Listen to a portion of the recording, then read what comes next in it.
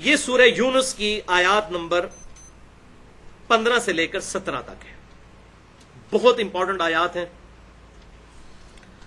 وَإِذَا تُتْلَى عَلَيْهِمْ آيَاتُنَا بَيِّنَاتٍ، اور جب کبھی بھی ان کافروں پر ہماری روشن آیات تلاوت کی جاتی ہیں، یہ بہت سخت الفاظ آ رہے ہیں، اس سے آپ کو پتہ چلے گا۔ یہ ہم اکثر لوگ کہتے ہیں یہ قرآن کا درس دینے والے لوگ سخت مزاج کیوں ہو جاتے ہیں، یہ اعتراض کافر بھی کرتے تھے، قرآن بھائی ہے ہی اتنا سخت۔ یہ تو صوفیاء نے دین پھیلا دیا نا کہ اللہ کی نافرمانی کرو، اللہ بہت بخشنے والا مہربان ہے۔ قرآن سے ذرا رحمت کی آیات اور غضب کی نکالے نا تو 99% جو ہے غضب کی آیات ہے، 1% رحمت کی ہیں۔ یہ ٹھیک ہے کہ اس کی رحمت اس کے غضب پر بھاری ہے، لیکن اللہ تبارک و تعالیٰ اس حوالے سے لوگوں کو چھٹی نہیں دیتا کہ میری نافرمانی کرنی شروع کر دو۔ اور میں امام غزالی کی اس بات کو انڈورس کرتا ہوں جو انہوں نے کیمیائے سعادت میں لکھی کہ ایسے علماء جو اللہ کی رحمت کی آیات سنا سنا کر لوگوں کو دین پر عمل کرنے سے دور کر رہے ہیں، ایسے علماء واجب القتل ہیں۔ کیا تم لوگوں کو یہ بتانا چاہتے ہو، امام غزالی کہہ رہے ہیں، کہ قرآن اور انبیاء کا جو سلسلہ یہ سب ڈھکوسلا ہے، یہ قرآن کی دھمکیاں سب جھوٹ ہے، اور تم رحمت کو صحیح سمجھ گئے ہو کہ لوگوں کو کہو کہ اللہ تعالیٰ بڑا غفور رحیم ہے، نبی صلی اللہ علیہ وسلم شفاعت کر لیں گے، تمہاری بخشش ہو جائے گی، جو مرضی کرو، جو کچھ بھی ہے تیرے محبوب کی امت سے ہیں، بے ایمان ہیں، حرام خور ہیں، بے نمازی ہیں، جو کچھ بھی ہے اللہ تیرے محبوب کی امت سے ہیں، اسی بندے کا پتر کو نہیں بننا، سانو اس طرح قبول کر لیں، ہم نے تو بندے کا پتر نہیں بننا، ہمیں اسی طریقے سے قبول کر لیں۔ اللہ، تو اب کافر دیکھیں ان کو بھی بات، اب یہ عربی لنگوسٹک تھی ان کی، ان کو تو سمجھ آ رہی تھی کہ قرآن کتنے سخت مزاج میں بات کرتا ہے، 2 × 2 = 4، کوئی لگی لپٹی بات نہیں۔ جب ہماری آیات تلاوت کی جاتی ہیں کافروں پر تو کیا کہتے ہیں؟ قال الذین لا یرجون لقاء نأتی بقرآن غیر ھذا او بدل، تو وہ کافر جن کو یہ امید نہیں کہ ان کو مر کے ہماری بارگاہ میں پیش ہونا ہے، ہم سے ملاقات کرنی ہے، وہ کہتے ہیں اے نبی اس قرآن کو بدل دو، اس میں چینجنگ کرو، اٹ از ٹو اسٹرکٹ، بہت سخت فتوے ہیں اس کے قرآن کے اندر، اس کو بدل دو، یا کوئی اور کتاب لے اور ہم اس پر ایمان لے آئیں گے، اس کتاب کو بدلو، یہ بڑی سخت کتاب ہے، تو دھمکیوں پر مشتمل ہے، یہ نہیں کرو گے تو یہ ہو جائے گا، یہ قرآن بڑا سخت ہے، اے نبی اس کتاب کو بدل دو، اکتی بقرآن غیر ھذا، اس قرآن کے علاوہ کوئی اور قرآن لے آؤ، او بدل، یا اس کتاب کو بدل دو۔ اب آگے سے اللہ تعالیٰ کی طرف سے فتویٰ سنیں، قل ما یکون لی ان ابدلہ، اے محبوب صلی اللہ علیہ وسلم فرما دیجئے مجھے تو اس چیز کا اختیار نہیں ہے کہ میں اس کتاب کو بدل سکوں، من تلقاء نفسی، اپنی مرضی کے مطابق ڈھال دوں اسے، جو مولوی کرتے ہیں، قرآن کو بدلتے نہیں لیکن اس کا مفہوم بدل دیتے ہیں۔ ان اتبع الا ما یوحى الی، میں تو خود اس کی پیروی کرنے والا ہوں، میں خود اس چیز کا پابند ہوں جو اللہ نے میری طرف وحی کی۔ اور اگلی بات سنیں، یہ حضور صلی اللہ علیہ وسلم کو کہا جا رہا ہے آپ یہ کہیں، اعلان فرمائیں، قل کے ساتھ بات شروع ہوئی ہے، انی اخاف ان عصیت ربی عذاب یوم عظیم، اور مجھے خود اس بات کا خوف لگا ہوا ہے کہ اگر میں محمد صلی اللہ علیہ وسلم بھی اللہ کی نافرمانی کروں تو بڑے دن کا عذاب مجھے بھی آ پکڑے گا۔ کتنے کہتے ہیں بزرگوں نے نمازاں معاف نے، وہ جی اللہ تک پہنچنے کے لیے نمازیں چاہیے، جو پہنچ چکے ہیں ان کو نمازوں کی کیا ضرورت ہے، اور ادھر نبی کے بارے میں کیا بات آ رہی ہے۔ اور یہ آیت 3 دفعہ قرآن میں آئی ہے، یہ والی آیت، قل انی اخاف ان عصیت ربی عذاب یوم عظیم، یہ سورۃ الانعام میں آئی، سورہ یونس میں آئی، یہ ہم نے جو پڑھ رہے ہیں، اور سورہ الزمر کے اندر آئی۔ مجھے خود ڈر ہے اس بات کا کہ بڑے دن کا عذاب مجھے بھی آ پکڑے گا اگر میں نے اپنے رب کی نافرمانی کی۔ قل لو شاء اللہ ما تلوتہ علیکم، اے نبی فرما دیجئے اگر اللہ چاہتا تو میں کبھی بھی یہ کتاب تم پر تلاوت نہ کرتا، میں نے اپنی مرضی سے تو نہیں کیا، یہ اللہ نے میری طرف وحی کی، میری ڈیوٹی لگائی اور میں اس کو سر انجام دے رہا ہوں، اللہ تعالیٰ نے یہ تاج میرے سر پر پہنایا، میں اپنی مرضی سے تو نہیں یہ کر رہا۔ ولا ادراکم، اور نہ اللہ تعالیٰ تمہیں اس کتاب سے باخبر کرتا، اگر اللہ چاہتا تو ایسا نہ کرتا، اس کے بغیر بھی اللہ تعالیٰ قیامت الدین پکڑ سکتا ہے، جو ہماری جبلت کے اندر اللہ تعالیٰ نے حق اور باطل کا مادہ رکھ دیا ہے، انبیاء کرام علیہم السلام کتابیں نہ بھی آئیں تب بھی ہم اکاؤنٹیبل ہیں اللہ کی بارگاہ میں۔ اور میں اکثر کہتا ہوں ہالی ووڈ کی فلم کے اینڈ پہ بھی سچ کی جیت دکھائی جاتی ہے اور جھوٹ کی شکست، ہماری انسٹنکٹ میں یہ چیز موجود ہے کہ سچ اچھا ہے، جھوٹ برا، کسی کو دھوکہ دینا برا ہے اور کسی کے ساتھ خیر خواہی کرنا اچھا. یہ ہماری جبلت میں ہے. کتابوں اور انبیاء کی تعلیمات کے بغیر بھی ہر انسان کو یہ بات پتا ہے. تو اللہ تعالیٰ چاہتا تو کتابوں کے بغیر بھی اکاؤنٹیبلٹی کر سکتا تھا. تو اے نبی فرما دیجئے اگر اللہ تعالیٰ نہ چاہتا میں کبھی یہ تلاوت بھی نہ کرتا اور نہ یہ تم کو آگاہ کیا جاتا ہے اس کتاب کے اوپر. یہ تو اللہ کی مرضی سے ہو رہا ہے. فَقَدْ لَبِثْتُ فِيكُمْ عُمُرًا مِّن قَبْلِي، تو اے کفار مکہ میں اپنی عمر کا ایک اچھا خاصا حصہ تم میں گزار چکا ہوں. افلا تعقلون، اب بھی تمہیں عقل نہیں آتی کہ 40 سال میری زندگی کے تم میں گزرے، کیا تم نے مجھے کبھی جھوٹ کہتے ہوئے سنا؟ میرے 40 سال کے کریکٹر کو اللہ نے تم سے منوایا، صادق اور امین تم نے مجھے کہا. میں نے ایک عمر کا حصہ تم میں گزارا ہے، تمہیں عقل نہیں آتی کہ میں جھوٹ بولنے والا نہیں، اور میری زندگی ایک کھلی کتاب ہے تمہارے سامنے کہ آج تک میں نے کسی شاعر کی شاعری نہیں کی، کسی فلاسفر کی شاگردگی اختیار نہیں کی. میں امیین میں پیدا ہوا ہوں. حتیٰ کہ اس کا کلائمیکس تو سورۃ العنکبوت کے اندر موجود ہے، آیت نمبر 48 میں، کہ اے محبوب صلی اللہ علیہ وسلم اس کتاب کے نزول سے پہلے نہ تو آپ کوئی چیز پڑھ سکتے تھے اور نہ اپنے دائیں ہاتھ سے لکھ سکتے تھے، ورنہ کافر کہتے ہیں کتاب آپ نے خود لکھ دی ہے. آپ امی تھے، یہ آپ کی خوبی تھی.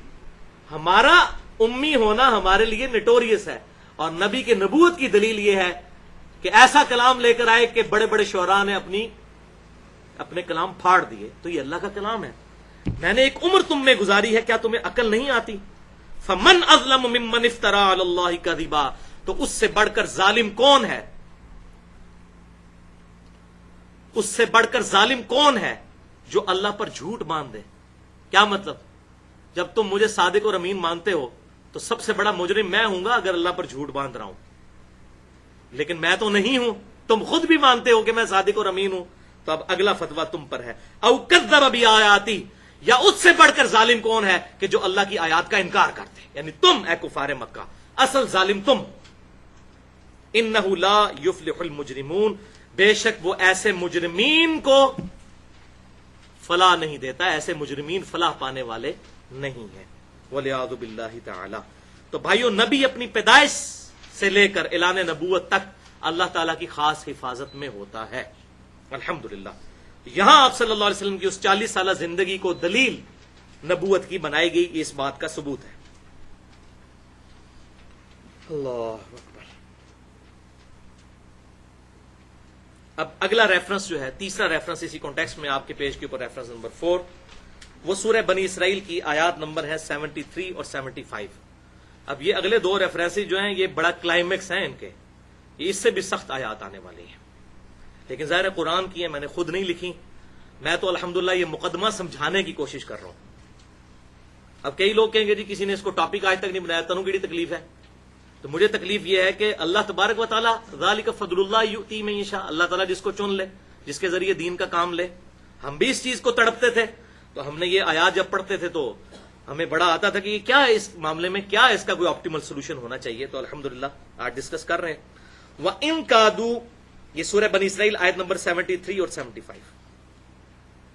اور اے نبی صلی اللہ علیہ وسلم، ان کفار مکہ کی تو کوشش تھی لَيَفْتِنُونَكَ عَنِ الَّذِي أَوْحَيْنَا إِلَيْكَ، کہ آپ صلی اللہ علیہ وسلم کو فتنے میں ڈال دیں اور آپ صلی اللہ علیہ وسلم کو راہ راست سے ہٹا دیں اس وحی سے، اوحینا الیک، جو ہم نے آپ کی طرف وحی کی ہے. کافر اس بات پر تلے ہوئے ہیں کہ آپ صلی اللہ علیہ وسلم کو اس وحی سے پچھلا دیں.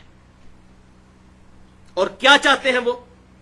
لتفتری علینا غیرہ، کہ آپ اپنی طرف سے کوئی بات بنا کر ہماری طرف منسوب کر دیں ان کافروں کو خوش کرنے کے لیے. جس طرح یہاں بھی علماء پبلک کو خوش کرنے کے لیے، جو حکومتی مولوی ہوتے ہیں وہ گورنمنٹوں کو خوش کرنے کے لیے قرآن پاک سے آیات لے کے ان کے مطلب بنا کے تو وہ خوش کرنا شروع کر دیتے ہیں. تو کافر یہ آپ سے ڈیمانڈ کر رہے ہیں، آپ تو اللہ کے پیغمبر ہیں، آپ کا تو کردار ہے وَإِنَّكَ لَعَلَىٰ خُلُقٍ عَظِيمٍ، اخلاق کے اعلیٰ ترین درجے پر ہے.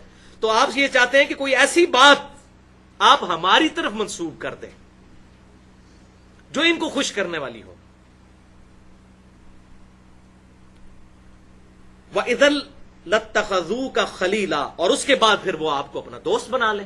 جب آپ ان کی مرضی کی بات کر دیں تو آپ ان کے پھر خلیل بن جائیں. یہ چاہتے ہیں کہ آپ اپنی مرضی سے کوئی بات اللہ کی طرف منسوب کر دیں. ولولا ان ثبتناک لقد کدت ترکن، اور اے محبوب صلی اللہ علیہ وسلم اگر ہم آپ کو ثابت قدم نہ رکھتے، یہ وہ بات آ رہی ہے جو میں کہہ رہا ہوں کہ نبی کو اللہ تعالیٰ حفاظت کرتا ہے. لقد کدت ترکن الیہم شیئا قلیلا، تو لقد کدت ترکن الیہم شیئا قلیلا، تو ضرور ایسا ہو جاتا کہ آپ ان کی طرف تھوڑا سا جھک جاتے. بدنیتی کی وجہ سے نہیں، اپنی شفقت کی وجہ سے، جو آپ کے اندر ایک رحمت کا مادہ موجود ہے. قریب تھا کہ آپ ان کی طرف جھک جاتے، کمپرومائزنگ کی طرف آ جاتے، لیکن شیئن قلیلا، تھوڑا سا. اور اگر ایسا ہو جاتا اذا لأذقناک ضعف الحیات وضعف الممات، اگر ایسا ہوتا تو اے نبی ہم آپ کو اس دنیا کی زندگی میں بھی دگنا عذاب دیتے اور آخرت کی زندگی میں بھی دگنا عذاب دیتے. ثم لا تجدوا لك علینا نصیرا، اور اے نبی تم پھر ہمارے مقابلے میں کسی کو اپنا مددگار نہ پاتے. وَلِعَوْذُ بِاللَّهِ تَعَالَى اللہ اکبر کبیرہ والحمد للہ کثیرہ وسبحان اللہ بکرۃ واسیلہ. ہم لوگ کہاں سے اللہ کے لاڈلے بنے ہوئے ہیں اور لوگوں کو جنت کے ٹکٹ بانٹتے پھر رہے ہیں؟ ڈرنے کا مقام ہے. اور اللہ کی قسم یہ آیات اس بات کی دلیل ہے کہ یہ نبی نے خود کلام نہیں لکھا. کوئی بھی رائٹر اپنے بارے میں اتنی سخت باتیں نہیں لکھ سکتا. آج غیر مسلموں کو جب ہم اس قرآن کے حق ہونے کی دلیل پیش کرتے ہیں، وہ کہتے ہیں جی ہم تو کاپی رائٹس کا مقدمہ کر دیتے محمد کے اوپر صلی اللہ علیہ وسلم اگر اس زمانے میں ہوتا کہ تورات اور انجیل سے آیات چوری کی ہیں. حالانکہ یہ تو اس بات کا ثبوت ہے اس کا اوریجن وہی ہے جو تورات اور انجیل کا اوریجن ہے. اور ہمارے پاس آج ثبوت سوائے ان آیات کے اور کوئی آیات نہیں ہے کہ اگر یہ نبی نے خود گھڑا ہوتا معاذ اللہ کلام تو اپنے بارے میں ایسی سخت باتیں لکھی ہوتی. کون اپنی کتاب لکھتے ہوئے اپنے بارے میں اتنے فتوے لکھتا ہے اپنے خلاف؟ یہ آیات اس بات کا ثبوت ہے. اور اگلی آیت تو اس کا کلائمیکس ہے، سورۃ الحاقہ آیت نمبر 43 سے لے کر 48. تنزیل من رب العالمین، یہ کتاب اتاری گئی ہے اس رب کی طرف سے جو سارے جہانوں کا رب ہے، پالنے والا ہے. وَلَوْ تَقَوَّلَ عَلَيْنَا بَعْضَ الْأَقَاوِيلِ، اور اگر یہ نبی صلی اللہ علیہ وسلم اپنی طرف سے کوئی بات گھڑ کر ہماری طرف منسوب کر دیتے، لَأَخَذْنَا مِنْهُ بِالْيَمِينِ، تو ہم اپنے دائیں ہاتھ سے ان کو پکڑتے، ثُمَّ لَقَطَعْنَا مِنْهُ الْوَتِينَ، اور ان کی شاہ رگ کاٹ دیتے اگر یہ اپنی طرف سے کوئی بات ہماری طرف منسوب کر دیتے جو ہم نے ان کی طرف وحی نہیں کی. اللہ اکبر کبیرہ والحمد للہ کثیرہ وسبحان اللہ بکرۃ واصیلا. فما منکم من احد عنہ حاجزین، تو پھر کون ہے تم میں سے کوئی ایک کہ جو ان کو ہم سے بچا سکتا اگر یہ ہماری طرف کوئی غلط بات منسوب کر دیتے. وَإِنَّهُ لَتَذْكِرَةٌ لِّلْمُتَّقِينَ، اور بے شک یہ کتاب تو ہے نصیحت ان کے لیے جو واقعی ڈر جائیں، جن کو ڈر ہے کہ ہماری مرضی کے بغیر ہمیں کسی نے پیدا کیا ہے اور وہ ہمیں پوچھے گا اور ہم اس سے بچ نہیں سکتے اگر اس کی فرما برداری نہیں کریں گے. تو یہ بھائیوں آیات اس بات کا ثبوت ہے. لہذا یہاں پر ایک پوائنٹ بھی میں کلیئر کر دوں، غلام احمد قادیانی کے جو فالوورز ہیں انہوں نے اسی آیت کو دلیل بنایا کہ اگر غلام احمد قادیانی نے وحی کا دعویٰ کیا تھا تو اللہ تعالیٰ اس کی شارک کاٹ دیتا نا اس قرآن کی آیت کے تحت، کیونکہ اللہ نے کہا کہ اگر کوئی ہماری طرف بات یہ نبی منسوب کرتے تو ہم ان کی رگے جہاں کاٹ دیتے. تو یہ بات یاد رکھیں قرآن کے کانٹیکسٹ میں یہ اس شخص کے بارے میں ہے جس کو اللہ نے نبی بنایا ہو. جس کو نبی نہیں بنایا وہ جھوٹا تو وہ بخاری مسلم میں ہے کہ قیامت اس وقت تک قائم نہیں ہوگی جب تک کہ 30 جھوٹے دجال پیدا نہ ہوں. ہر ایک دعوی نبوت کرے گا، اور ایک تو آپ صلی اللہ علیہ وسلم کی مبارک زندگی میں ہوا اور آپ صلی اللہ علیہ وسلم نے صحابہ کرام کو اس کی پریڈکشن کی تھی کہ تم لوگ اس کے خلاف قتال کرو گے. وہ امت پر چھوڑا کہ جو جھوٹا دعوی نبوت کرے گا امت اس کے خلاف لڑے گی. یہ اس شخص کے بارے میں ہے جس کو اللہ نے نبی بنایا اور پھر وہ یہ کرے. لیکن ایسا نہیں ہوا، یہ بات سمجھانے کے لیے ہے. اور یہ غصہ نہ سمجھیے گا نبی صلی اللہ علیہ وسلم پر ہے، یہ ان کافروں پر غصہ ہے کہ تم کہتے ہو اس نبی نے بنا لیا بنا لیا بنا لیا بنا لیا. یہ کبھی نہیں ایسا کر سکتے. جنہوں سی پنجابی چ کہنے نا آخنا تھی نو تے سنانا نو نو، کہنا جو ہے وہ بیٹی کو اور سنانا بہو کو. یہ غصہ سارا کافروں کے اوپر ہے، نبی صلی اللہ علیہ وسلم پر نہیں ہے. یہ اللہ کا اسلوب ہے. سورہ الزخرف میں ہے ان کان للرحمن ولد فانا اول العابدین. اے محبوب صلی اللہ علیہ وسلم فرما دیجئے اگر بالفرض اللہ کا کوئی بیٹا ہوتا سب سے پہلے میں اس کی عبادت کرتا.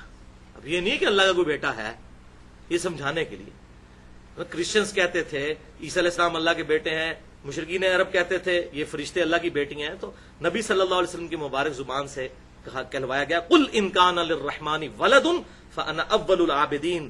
اے محبوب صلی اللہ علیہ وسلم آپ فرما دیجئے اگر بالفرض اللہ کا کوئی بیٹا ہوتا سب سے پہلے میں اس کو پوج رہا ہوتا. تو بیٹا کوئی نہیں ہے، یہ بات سمجھانے کے لیے. تو یہ بھائیو آیات اس بات کی دلیل ہے کہ ہمارے محبوب صلی اللہ علیہ وسلم نے یہ کتاب خود نہیں لکھی، بلکہ اللہ تعالیٰ کا کلام من و عن اسی طریقے سے پہنچا دیا، چاہے اپنے بظاہر اپنے خلاف بھی باتیں موجود تھیں. لہذا ایک دفعہ درود شریف ہو جائے. اللہم صلی علی محمد وعلی آل محمد کما صلیت علی ابراہیم وعلی آل ابراہیم انک حمید مجید.